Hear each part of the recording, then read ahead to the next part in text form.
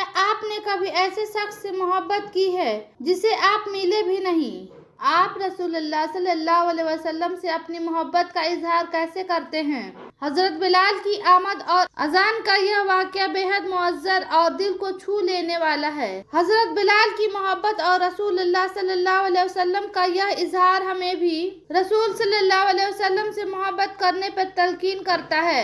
हजरत बिलाल जो नबी करीम सल्लल्लाहु अलैहि वसल्लम से सबसे करीब थे, आपके दुनिया से पर्दा फरमाने के बाद शाम चले गए और वहीं बस गए। एक अरसे बाद ख्वाब में नबी पाक की ज़ियारत हुई।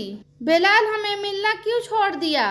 आँख खुलते ही बिलाल मदीना के लिए रवाना हो गए। कई दिन की मुसाफिरत के बाद मदीना मुनव्वरा पहुँचे। मस्जिद में हाजिरी दी और रोज़े रसूल पर पहुंचकर बेहोश हो गए। अहले मदीना ने कहा, एक बार वही अजान सुना दें, सरकार के जमाने वाली। बिलाल ने माजरत की कि अब मुझसे बर्दाश्त नहीं होगा। लोगों ने हसनैन करीमी से कहलवाया, अब इनकार नामुमकिन था। जब अजान शुरू की तो अहले मदीना रो पड़े, दिल काबू में न रहे। प्यारे आका का जमाना ताजा हो गया। औरतें और बच्चे सब निकल आए, गम से निढाल बेकरार हिचकोलियां बांधती थीं। जब बिलाल ने कहा, अशहदु अन्ना मुहम्मदुर रसूलुल्लाह, तो लोग चीखे मारकर रोने लगे। बिलाल की नजर मिंबरे रसूल पर पड़ी। मिंबर खाली था, सरकार नहीं थे। खाली मिंबर देखकर वह घुटनों के बल गिर पड़े, बेहोश हो गए, अजान मुकम्मल ना कर सके। जब होश में आए तो रोते हुए शाम की तरफ रवाना हो गए। हम इस वाक़े से सीख